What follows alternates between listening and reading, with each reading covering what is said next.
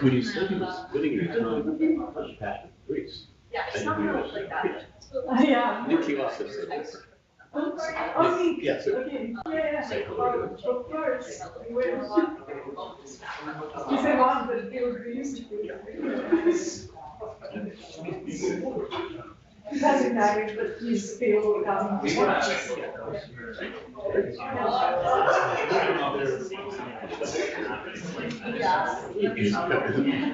How the place has grown quite a bit. So the started formally in 2018, and now it's grown. There's a lot of people that have this year's exams, and there's a lot of students and postdocs. It is really nice. Sorry about this. Yeah, I'll get you now. So I'm not going to look at it until after. Oh, yeah. You,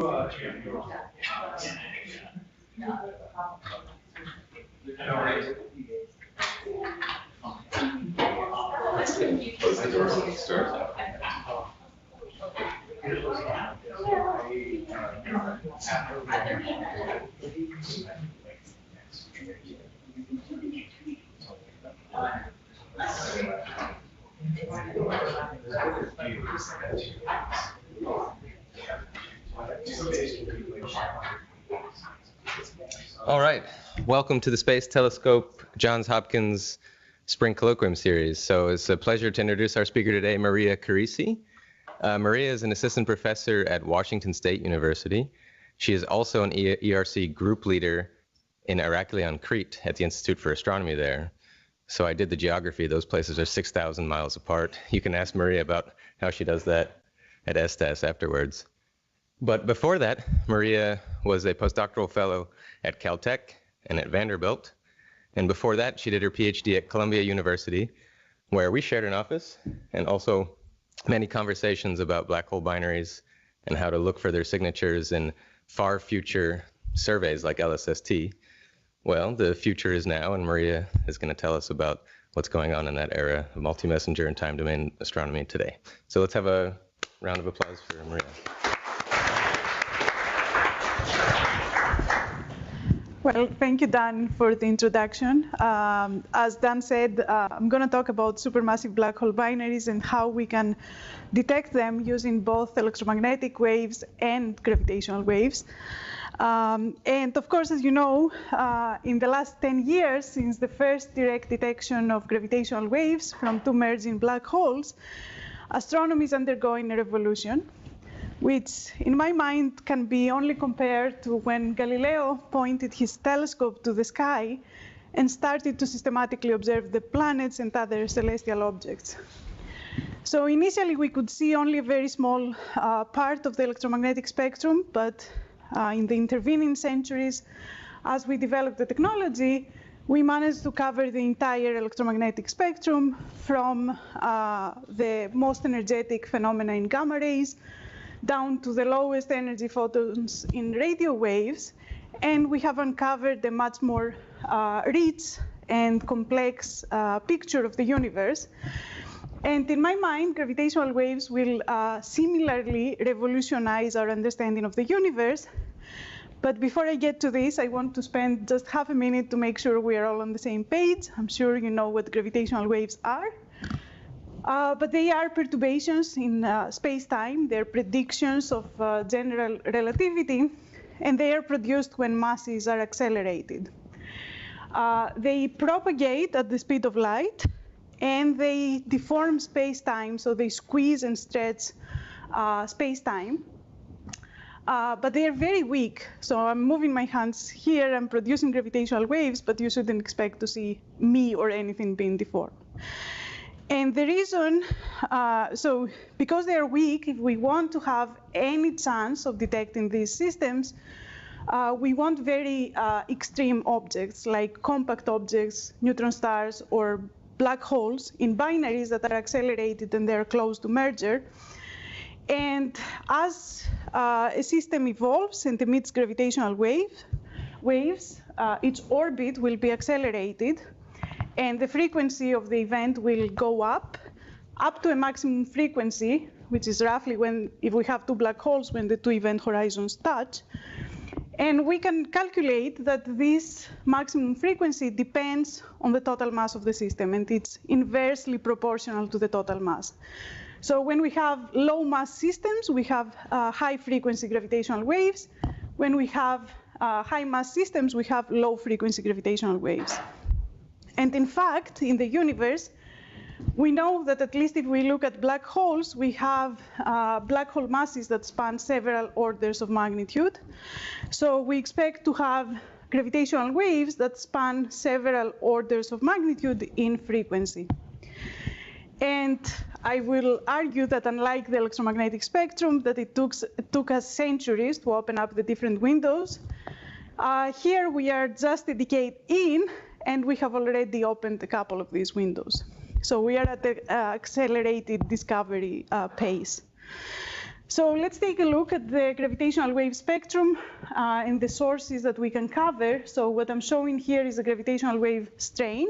This quantifies the squeezing and stretching of space-time as a function of frequency. And at the high frequency end, we have the ground-based detectors that started making discoveries 10 years ago. And they are sensitive to binaries of stellar origin. So LIGO has detected over 200 binary black holes, a handful of binary neutron stars, one even with an associated electromagnetic counterpart, and a few that are a mix of black holes and neutron stars. So we had a lot of excitement in the last 10 years in this regime. So if we go down to gravitational wave frequency, in about 10 years, we will have LISA, which is a gigantic interferometer that will fly in space and will follow the orbit of the Earth. And LISA will be sensitive to millihertz gravitational wave frequencies, and it will be able to detect the most massive of the stellar mass binaries that LIGO detects, the least massive of the supermassive black hole binaries that I will spend a lot of time discussing in this talk, and also events that are called extreme mass ratio in spirals, so small black holes falling into big ones. But there is a very comprehensive review that describes all the exciting science that LISA can do and all the things we can expect in the next 10 years leading up to LISA. Now, in the lowest frequency regime, we have Pulsar Timing Arrays, which is a galactic scale detector. It's sensitive to nanohertz gravitational wave frequencies, and it's mostly sensitive probably to supermassive black hole binaries. And as of 2 years ago, we reached a milestone finding evidence for a gravitational wave background in this regime. So in this talk, I will discuss the source population of pulsar timing arrays, which is supermassive black hole binaries. Then I will describe how we can use electromagnetic data, and in particular time domain surveys, to look for this type of systems. Then I will go through the pulsar timing arrays and the evidence for the gravitational wave background and what that means for astrophysics and binaries in general. And in the last part of the talk, I will describe some prospects of how we can combine electromagnetic observations and gravitational wave observations to get to a multi-messenger detection. So let's start from supermassive black hole binaries. Let's see what these systems are and why you should care about these things. So when we look at nearby galaxies, like the Andromeda galaxy here, which is our closest neighbor, we see that every massive galaxy has a supermassive black hole in the center. And when I say a supermassive black hole, I mean a black hole with a mass from roughly 1 million to 10 billion the mass of the sun. And this is just the image of the shadow of the black hole of another nearby galaxy. And we know that this black hole is an important component of the galaxy.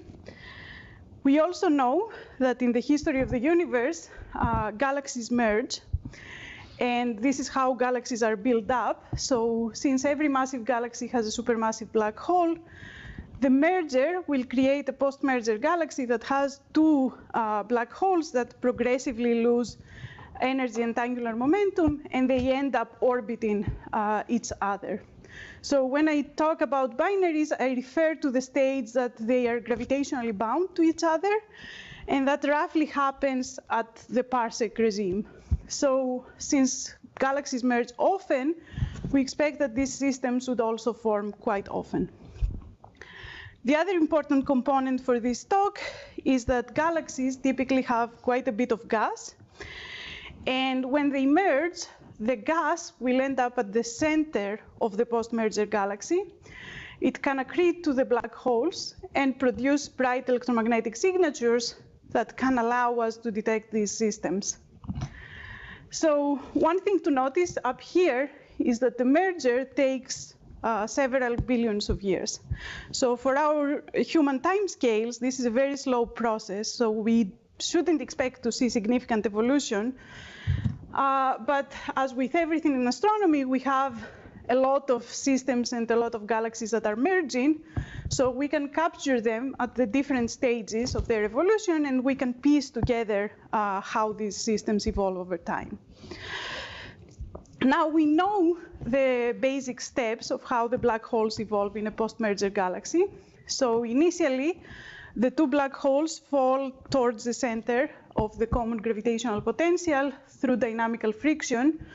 This is large-scale interactions between the black holes and the gas and the stars of the newly formed bulge. And this is efficient at bringing the binary at roughly a few parsec. Then at the parsec scale, the immediate environment becomes more important. So if we have stars that cross the binary orbit through three-body interactions, the star can get a kick, and by that process, the binary will lose some energy. So you can imagine the star has very small mass compared to the supermassive binary. That means we need many, many, many such interactions to push the binary inwards. Or the other possibility is this gas that I already told you that we expect to have around the binary. That can also catalyze the binary evolution, removing energy and angular momentum from the system and pushing the two black holes inwards.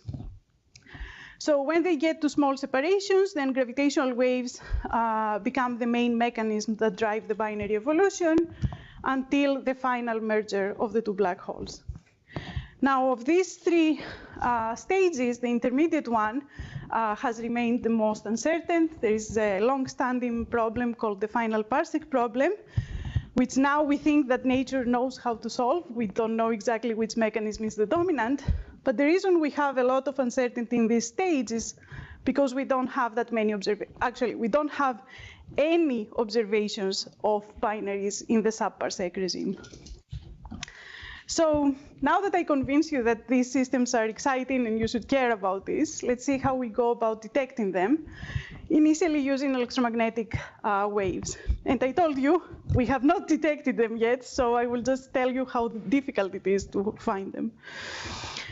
So we very often see the initial stages of galaxy mergers and the pairing of their black holes. And over the last couple of decades, we have resolved a few dozens of systems that have two active black holes separated by kiloparsecs, and these are called dual AGN and can be resolved across the electromagnetic spectrum. Now, when we go to smaller separations, taking an image and resolving the two black holes becomes very challenging. And when they are at the parsec scale, we can only do that with very long baseline interferometry, so practically using the entire Earth as a telescope. And this system here is the record holding binary with a projected separation of 7 parsec. And then as we go to even smaller separations, this becomes even very long baseline interferometry has a hard time to detect these systems. So we need to infer the presence of the binary from the effect it has on the environment.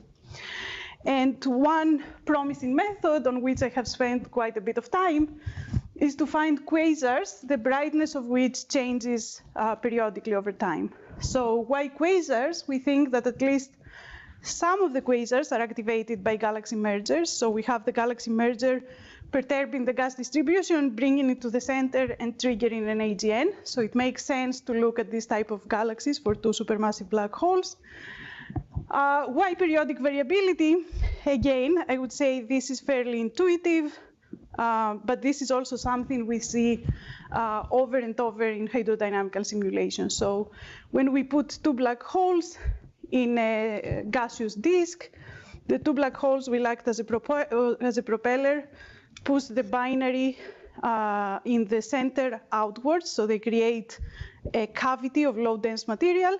But we also have dynamical interaction between the binary orbit and the circumbinary disk. We have these streams that periodically enter the cavity and may hit the black holes. So if we look at the accretion rate, that may change periodically. We have this gas that gets bound to the individual black holes and moves with the binary with relativistic velocities. So if we have a relatively unequal mass system, the secondary will dominate because it's the one that has the brighter mini disk and also the one that moves faster. So from special relativity alone, we can have periodic modulation of the luminosity. And also if we have systems, the orbit of which are close to a John, we can have one mini disk going behind the other black hole and being lensed. So we have self-lensing flares that repeat periodically. So we have several mechanisms that can produce periodic variability. And over the last 10 years, we also had a lot of data to search for this type of signals. So we have had a lot of time domain surveys that systematically scan the sky and record how the brightness of millions of sources evolve. And for the first time, we had big samples of quasars that we could systematically analyze and search for this type of behavior.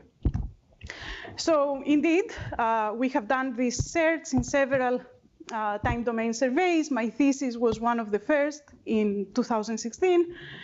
And now we are at the regime that we have a lot of candidates, hundreds of candidates. And of course, the emphasis here is on the word candidates, because it turns out that finding periodicity in quasars, it's very challenging. And some of the reasons you can see already here, we have noisy and gappy data. This is all astronomy. It's not a big deal. We know how to handle that. But some of the more complex reasons I will go through in a minute. So the bottom line is that we expect many or all of these candidates to be false detections. But confirming even one of these could be a really big deal. So why is it challenging? First of all, when we search for periodicity, the typical periods that we search are a few years. So we cannot see many repetitions in one time domain survey. So we see just a few cycles. This problem has a relatively easy solution. We can observe long term and see whether the periodicity is persistent or it goes away when we add additional data. So we did that first in my paper. We looked at initially at the PTF data, and then we extended the baselines with Catalina and the IPTF data, and we are able to exclude a few of the candidates. The same in a more recent survey. They initially looked at ZTF, found about 120 something. They extended the baselines, most of them went away. And similar to the Gaia, recent Gaia search, there was about 81 candidates. A lot of them had additional data, and all of them, the periodicity went away when they added the additional data. So we can search for periodicity long term. The problem is that if we want to see many cycles repeating, we may need to wait for decades. The other big challenge is that quasars have red noise variability. So what I'm showing here is one of the candidates that was detected in these time domain surveys. And the back is the simulation of red noise of the typical quasar behavior of a quasar that has only one supermassive black hole. And you can see that in the limit of just observing very few cycles, it's very easy to confuse the two behaviors. And I want to emphasize that it's not that researchers had just forgotten to take into account the red noise. Most of them use this dumb random walk model to model the red noise, but it's probably not good enough. So we need better statistics. So with Jakob Robnik, who is a graduate student at Berkeley, we came up with a method that is noise agnostic. So it's a data-driven method. So practically, typically, when we do a periodicity search, we have a test statistic, which could be the peak of the Lomskargol periodogram, or a base factor, which compares periodicity to red noise. So whatever the test statistic is, we use this periodic template. But we can also use a template, which is by design non-periodic. So we squeeze and stretch this sinusoidal template, and everything that will trigger on this null signal template will be by default a false positive. So that gives us a way to calculate the null hypothesis for this statistic without making any assumption about the noise. So what we did here was to take the PTF candidates, or the PTF sample actually, that I had analyzed in my thesis, calculate the base factor. So you see we get a distribution that has pretty high base factors. So if we use the base factor as a selection criterion, we would say we have significant base factors, so we have evidence for binaries. But then we repeat the same process with the null signal template, the non-periodic one, and we get even higher base factors. So that means that none of the candidates we had found before remain significant because we have this tail in the null signal template. The other important thing is that we did simulations of dumb random walk, and none of them can reproduce the data, which actually means the model we have been using to describe the red noise is incomplete. Another challenge in finding periodicity and finding binaries is that the red noise also hinders the detection of real signals. And this is significant when we look for signals that are non-sinusoidal. So if I switch back to the candidates, you can see that most of the candidates we have found have very smooth sinusoidal behavior. But the theoretical models predict more complex behavior.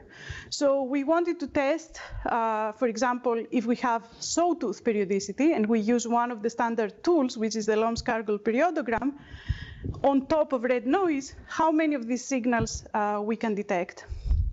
It turns out not that many. So even when we inject sinusoidal signals, we find 30 to 40% of the injected real signals. When we inject sawtooths, the detection rate becomes much lower, less than 10%. So we miss a lot of the real signals if they're there. The other thing we looked at is like if there are any trends with the injected parameters. For example, if we look at the signal to noise ratio, we see that it's easier to find the signals that are strong. This is not surprising, but we never get to 100% for the sawtooth. The same, if the periodicity has a higher amplitude, for the sinusoids, we can get almost to 100%, never quite there for the sawtooth. And in terms of the period, it's much easier to find shorter period binaries, of course, because we have many more cycles repeating within the baselines. Now, with another graduate student at Milan, with Lorenzo Bertassi, we developed an algorithm that uses Gaussian processes and a quasi-periodic kernel, which gives us a bit more flexibility to find non-sinusoidal signals. So what I'm showing here is some idealized simulations. One is a sawtooth signal, the other one is self-lensing flares that repeat. And we fit them with a sinusoidal kernel and with this quasi-periodic kernel. So you can see it's much easier to capture the periodic behavior when we use the more flexible kernel. So that improves the detection rate, but it's also a very computationally demanding code. So it cannot be scaled to LSST, for example. So with my graduate student at WSU, we developed a large suite of binary signals that have many different behaviors, like the periodicity from the accretion rate, the Doppler boost, the self-cleansing flares. And then we injected realistic quasar noise that has two flavors. One is the dumb random walk that I already told you it doesn't quite work. The other one is a more advanced model called the dumb harmonic oscillator. And we sample them at exactly the way LSST will observe them. So they have the same pattern, the same rotation of filters, so we get a very realistic set of quasar light curves that have binary signals. And with this, we want to see what type of binaries can LSST detect, and also use this to train different models. So of course, so far I talked about optical time domain signals, but of course binaries can produce many different signals. So in this review we wrote with Dan, we tried to take a comprehensive view of what signatures binary produce. For example, if we have radio jets associated with one or both black holes, the base of the jet will be moving, so the structure of the jet will be helical or somewhat disturbed. If there are broad line regions associated with a moving black hole, the broad emission lines will be shifted back and forth. If we have very precise astrometry, maybe the photocenter will move as we observe over several orbits. And of course, we will have gravitational wave detections at some point. So the bottom line of this is that there are several candidates that show multiple lines of evidence, but if we look at each signature individually, it's very hard to distinguish them from the typical quasar behavior, especially when we have low quality data, which is most of the time. So a byproduct of this work was that we put together a binary catalog, which we can share with anyone who is interested. And of course, this is a very exciting time for supermassive black hole binary searches, because we have amazing surveys coming up. So LSST had their first flight in last July. They started releasing alerts maybe 3 weeks ago, or a month ago, and then very, very soon the survey will start. And LSST will have great quality light curves, and also it will detect millions of quasars. And then here we can find the more rare, even short period binaries. We also have Roman that will fly very soon, and the data will become available right away. And there's this high latitude time domain survey, which is very promising to find binaries. And the advantage of Roman is that it will go deeper than LSST, so it can detect dimmer, lower mass systems, and it will be sensitive to the short period population, which can be important LISA progenitors. Now, in preparations for LSST, we started to develop and test different algorithms. So a few years ago, with Caitlin Witt, as part of her PhD, we developed a Bayesian pipeline to detect periodicity on top of red noise, and we tested it with simulations. So what I'm showing here is what we call an ROC curve, so the true positive rate, real signals that should be detected as versus the false positive rate, so noise that is falsely identified as signal, and the stars represent the threshold we had for detection. And we did that for Catalina-like light curves and for LSST-like light curves, and you can see that the detection rate is roughly 60% in both surveys. But what happens when we go from current time domain surveys to LSST is that the false detection rate is minimized. And the reason for that is the better data quality for LSST. Again, this is a slow method and it cannot be scaled to the entire LSST data set. So with my postdoc in Crete, Meg Davis, we started to test machine learning algorithms. So she's been trying, these machine learning algorithms are very good at classifying. So we've been trying some of the very simple like random forest or XGBoost.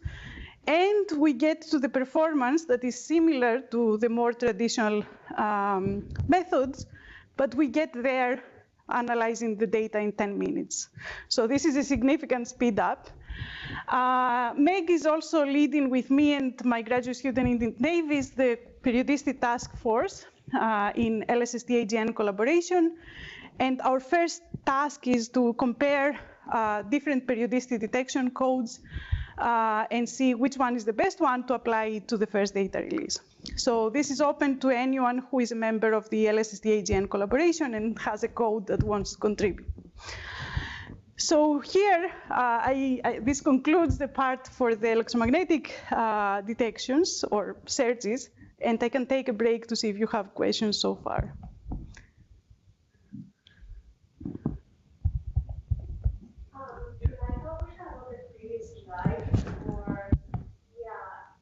Preliminary. I'm trying to understand what each quadrant kind of like, I mean, I see what it means, but is it, I was thinking it will be out of like 100%, you know, and I'm trying to sum like each part. So yes, so this is the true positive rate. So we inject a binary signal and we get out the binary signal. This corresponds to this star. This is the false positive signal. So we inject a single AGN, so noise, and we detect that as a binary. And that's at the level of 1% for now. Oh, okay. So this is roughly where this star is. Okay. That's why I'm saying we have comparable. Thank you.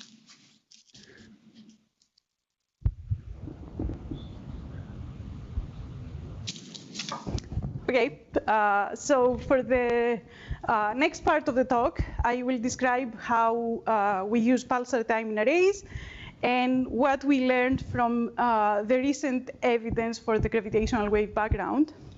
So first of all, what are pulsar timing arrays? As I said before, they're a galactic scale detector that rely on millisecond pulsars. These are the most precise clocks in the universe. They are neutron stars that have magnetic fields, which give rise to collimated emission. And they are also rotating. So if the rotation axis is misaligned with the radiation axis, we get this lighthouse effect. So every time the beam of radiation swipes our line of sight, we get to record a radio pulse with a radio telescope. And because they rotate so precisely, we see a repeating pattern, repeating pulses that come very periodically. Now, if we have gravitational waves that go through the galaxy, what will happen is that they will squeeze and stretch the space-time between the pulsar and the Earth. So some of the pulses will have to travel a longer distance, some will have to travel a shorter distance, and that means that instead of getting this very precisely periodically repeating profile, we get pulses that are coming sooner and pulses that come later. And of course, in order to detect gravitational waves, we need to see this pattern in many pulsars, and that gives rise to the idea of a pulsar timing array. So this is a simulation of the pulsars that the Nanograv collaboration is monitoring with respect to our place in the galaxy. And as I said, we need to see this signal across many pulsars, and we also want this signal to be spatially correlated and pretty much following what we call a Helins and Downs curve. So this is our expectation for a gravitational wave signal. So this is the degree of correlation between two pulsar signals as a function of their separation, the angular separation of the sky. So this has a fairly complex mathematical derivation, but I'll try to help you build some intuition on how it works. So let's say we have two pulsars from the same part of the sky. they will both experience the squeezing and stretching of space-time at the same time, so we will have positive correlations. If we have pulsars at 90 degrees, when one is experiencing a squeezing, the other one will experience a stretching, so we go to negative correlations. And then if we go at the opposite parts of the sky, again, they will both experience squeezing and stretching simultaneously, so we go back to these positive correlations. So this is what we had expected theoretically, and this is what we see with the nanograph 15-year data, monitoring 67 pulsars for 15 years. And we find the significance of this signal at the 3.5 to 4 sigma. So as I said, we didn't call that a detection because we didn't get to the 5 sigma, but we called it evidence. And of course, nanograph is not the only experiment that does this type of searches. So nanograph is pretty much the North American Pulsar Timing Array. There's the European Pulsar Timing Array that has several radio telescopes across Europe. There's the Parkes Pulsar Timing Array in Australia, and some newer PTAs in China, India, and Africa. So 2 years ago, all the regional PTA collaborations announced at the same time that they find evidence of the background at different levels of significance, which is not surprising given that we monitor different sets of pulsars, and also we analyze the data somewhat differently. So after we all announced the evidence at the same time, then we looked at the different data sets to see if the signal we see is consistent. And the good news is that it is indeed consistent. So what we learned from this background, so we learned a lot about how supermassive black hole binaries form and evolve. So for example, if we have a population of binaries that all of them are in circular orbits and evolve through the emission of gravitational waves, the spectrum will be a simple power law, which is the gray line here. Now, if the level of this background will depend on how often galaxies merge, how massive are their black holes, and also how efficiently the binaries evolve from the very large separations to the very small. The shape of the spectrum depends on additional physics that may drive the binary evolution.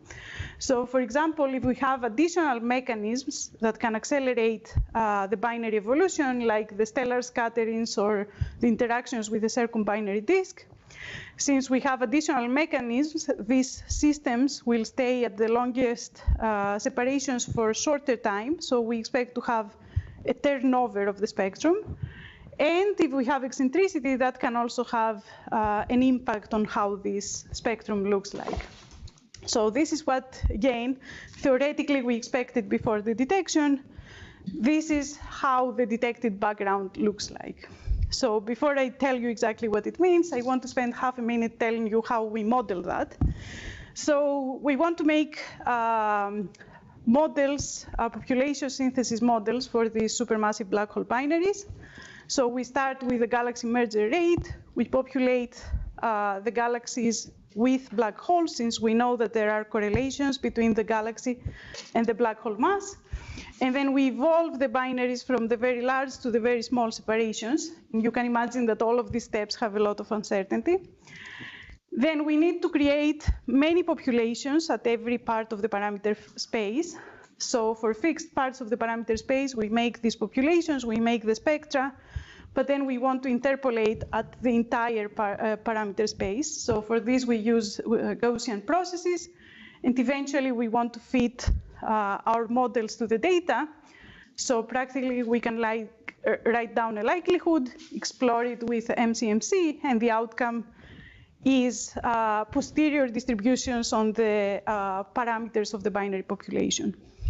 So here, with gray violins are the data, so the gravitational wave background in different frequencies, and the colored lines are our models. So you can immediately see that our models can reproduce what we see. So That means that supermassive black hole binaries can produce the observed background. The second thing that I think is quite obvious is that if you see the purple line and you compare it to the other two possibilities, the purple line has only gravitational wave emission. The other two models have additional astrophysics. You can see that the models that have the additional mechanisms fit the data better than the gravitational wave only model. That means that there might be parameters like the stellar interactions, the gaseous effects that are important for binary evolution. The other thing you can see is that the error bars are huge. So we are at the very early days. We are at the low signal-to-noise ratio regime. And as we collect more data and the error bars shrink, things will change.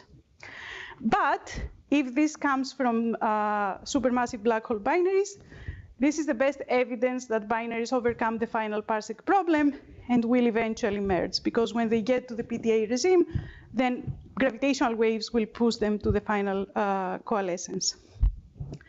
Now, the signal we find is somewhat on the high end of what we expected from theoretical models.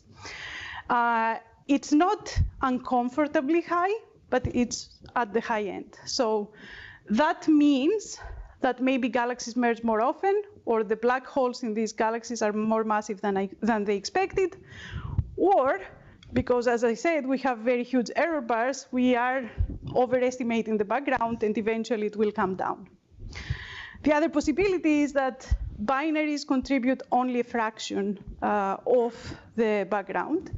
And this is way outside of my expertise, but there's a lot of people who are excited about the other possibilities of producing such a background, which have with the early universe and new physics.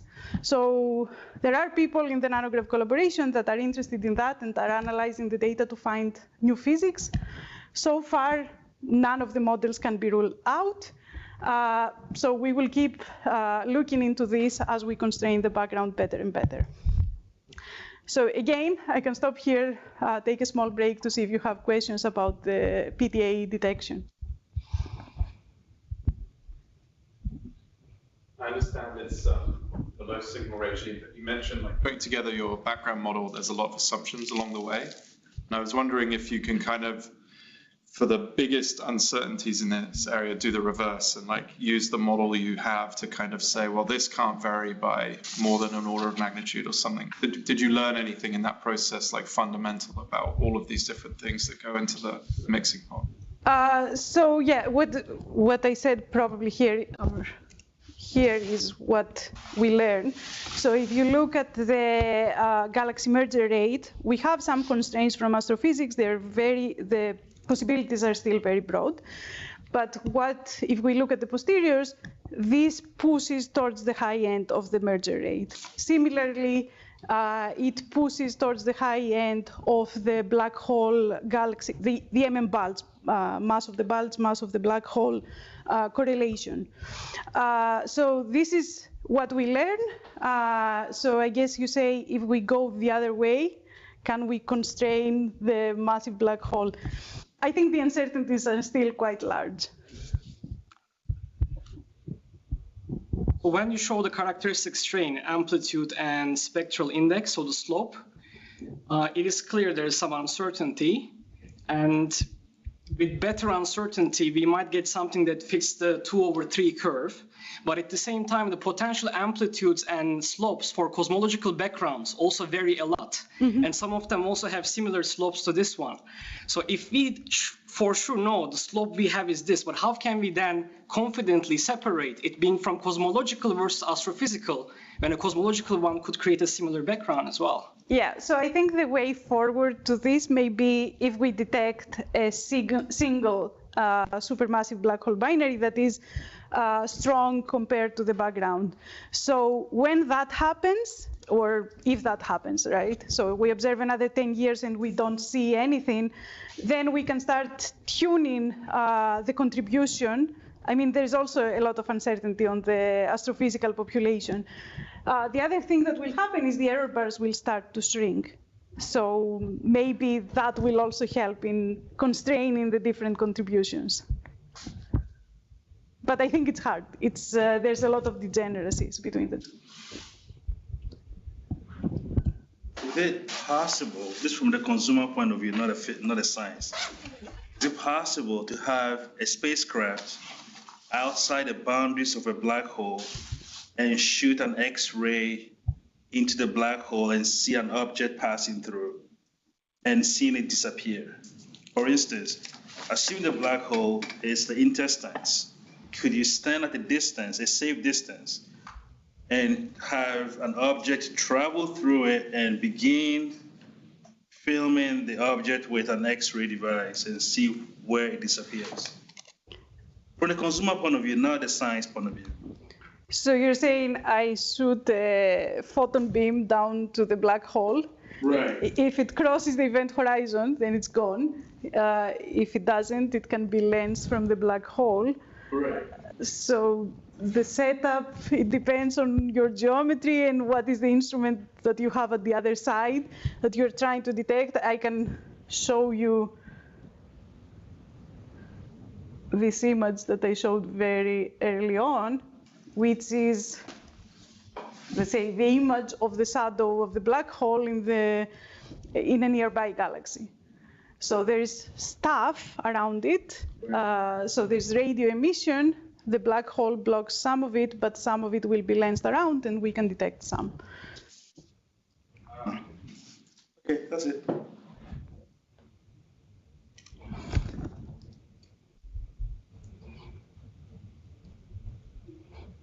Okay.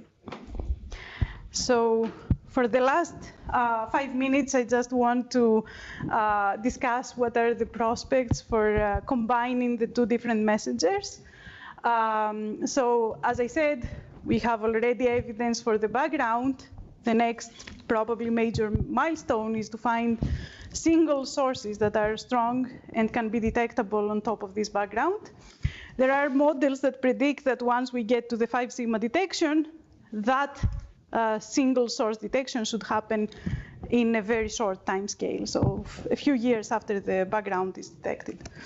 The important thing is that unlike LIGO that detects the very final stages of the merger, here we catch them very early on, so tens of thousands of years before they merge. So for our time scales, these systems are practically monochromatic and they don't evolve much over the observing baseline. And as you probably remember from the first part of the talk, they're also very promising sources for bright electromagnetic emission, which means that there is a chance of combining gravitational waves and electromagnetic waves in these systems. And of course, why do we care about multi-messenger detections? Because we learn different parts of the physics from each messenger. So from gravitational waves, we learn quite a bit about the dynamics of the orbit. From the electromagnetic observations, we learn how the plasma around the black hole behaves and how it interacts with the binary. So putting the two together will give us the most complete picture of the binaries. And there are two routes to get to a multi-messenger detection. One is to find gravitational waves and then try to find an electromagnetic counterpart and pinpoint the host galaxy. The other possibility is start from the electromagnetic candidates that I was discussing in the first part of the talk, and then with targeted searches, find gravitational waves that are consistent with that system. The advantage of the second is that it can boost the sensitivity of PTAs. So what I'm showing here is how we typically do these searches for individual binaries. We do completely uninformed all-sky searches. But if we have some information for where to look or what is the mass of the binary, that can boost the detection significance quite a bit without using any additional data. So the good news is that there's quite a bit of synergies between the electromagnetic surveys and the gravitational waves. Here I'm showing the binary parameter space in terms of the total mass and the period, and with blue is the binaries we could detect with LSST, with electromagnetic data. And the purple is binaries we could detect starting from the nanograv 11-year sensitivity, something that would be the sensitivity if we combine the data from all the PTAs, the local PTAs in a single data set, and what we expect to have 10 years down the line when SKA will start observing and we will have many more pulsars. So you can see that for now, we are limited to the most massive binaries if we want to detect with both messengers. But as the sensitivity of PTAs increases, more and more binaries enter this common parameter space. Now, motivated by that, I recently built a multi-messenger pipeline to analyze light curves and gravitational wave events simultaneously. So practically, we take the likelihood of each messenger and multiply it with the other likelihood. And we simulated different binaries, their light curves and their PTA signals. And we analyze them, first of all, looking only at the gravitational wave signal, which is the orange curves here, looking only at their light curve, which is the green, and looking at this joint likelihood approach. And you can see that the parameter estimation that we get when we do this joint likelihood analysis, it's much tighter than any other method. And this is not surprising. We can break degeneracies by doing this type of analysis. Now, for the last couple of minutes, I want to discuss the other possibility of getting to a multi-messenger detection, which is finding the gravitational waves first. So with Polina Petrov, who is a graduate student at Vanderbilt and will be joining me in Crete in the fall, we started with a galaxy catalog that contains all the potential hosts of supermassive black hole binaries in the local universe. And it has some important quantities for the gravitational wave detection, like the mass of the host galaxy, their distances, and so on. And we injected binaries in these, in different galaxies of this catalog. And then we followed the detection, the discovery process end to end. So we ran the gravitational wave analysis, we localize the source, and then we compare with the catalog. So you can see that the localization will be hundreds of degrees. So it's not a small part of the sky. And in hundreds of square degrees, we have thousands of galaxies. But the good news is that PTAs are sensitive to the most massive galaxies, which have been very massive galaxies. And eventually, when we filter out for the mass and the distance, we are left with a few dozens of sources. Now, with my postdoc, Nico Veronesi, we simulated different PTA sensitivities, starting from the sensitivity we have now, if we combine all the different PTA data to what we would have in 10 years from now. And we predicted the range of binaries we can detect, which is the gray shaded regions here. So this is total black hole and distance. So this is the possibilities that we can detect in the next 10 years. And then we can use the gravitational wave signal to translate it into EM observables of the host galaxy. So using scaling relations and assuming that the host could be either an elliptical galaxy or an AGN, we can convert this mass to a luminosity, and we can compare it to the limits of different surveys. So you can see that for the binaries that PTAs can detect, the EM surveys that we have now, they should be sensitive enough to find the host galaxy. So because we are looking at very massive galaxies, probably the host is already in our all-sky catalogs. So I just want to finish with this, saying that multi-messenger astrophysics is a very exciting and fast-evolving field. So today I told you a bit about the evidence of the gravitational wave background that we have found. In a few years, we may get to the 5 sigma detection. LSST will start operating in weeks. In a couple of years, we will have the first data release, and maybe we will find a lot of reliable quasars with periodic variability, which could be very good binary candidates. Then a few years after the detection of the background, we should find one binary that stands on top of this background. And eventually, we can get to a multi-messenger detection either by finding the host galaxy of that individually resolved system or by doing targeted searches to some of the EM candidates. If we look at the course of a decade, we will have a much better constrained gravitational wave spectrum, so our understanding of the population will improve. And then we will also have a good population, hopefully, from the electromagnetic surveys. And then in 10 years, we will also have LISA flying, which will cover the lower mass binaries at higher redshifts. And with that, I'll just leave the summary up here and take questions. Thank you.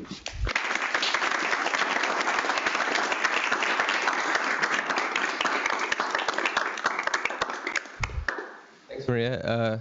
If you have a question online, you can chat or raise your hand. But first, do we have any questions in the room?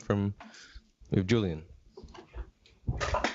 You didn't mention an interesting new class of AGN varying periodically, and clearly very periodically.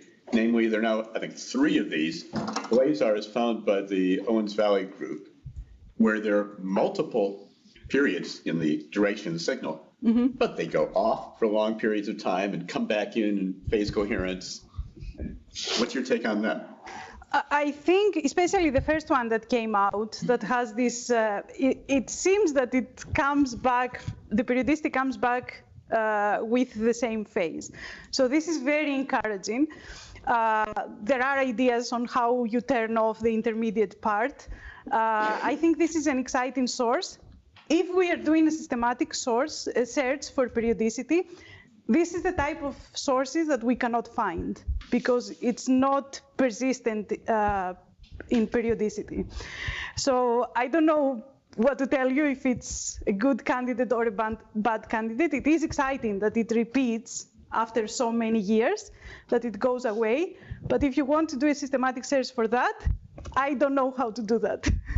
And it's also noteworthy that their favorite interpretation is a binary, but it's a wholly different mechanism than the ones you outlined. Yes, it's the jets, the Doppler boosted jets, yeah. Some of my colleagues in Crete are involved in that search, so I've heard a lot about these candidates. I think they're exciting. They're a bit, I think a lot of the statistics are common because blazars also have red noise. Some of the claims in that paper about the significance of the periodicity is exaggerated, so there are some problems with the statistics, but I would say overall it's an exciting source. Great. Alessandra. Thank you very much for the nice talk. I just have a curiosity. When you're mentioning searches that are targeted rather than all sky, just comparing with stuff we do in LIGO, is your increase in sensitivity dominated by the fact that you're reducing trials factor or by the fact that you're cutting tails in the noise? It's by removing uncertainty. So the fact that you have to fit for fewer parameters. Okay, yeah. Thank you. I see a number of students in the room. We have possibly a student question. Not to put anyone on the spot. Any questions online?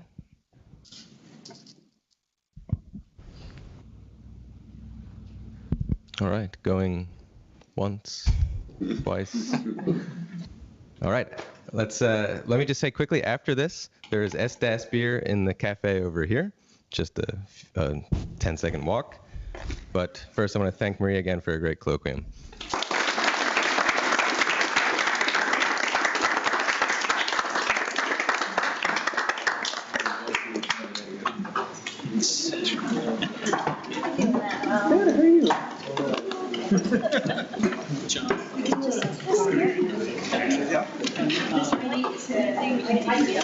We appreciate it. Like, I did not. crazy that.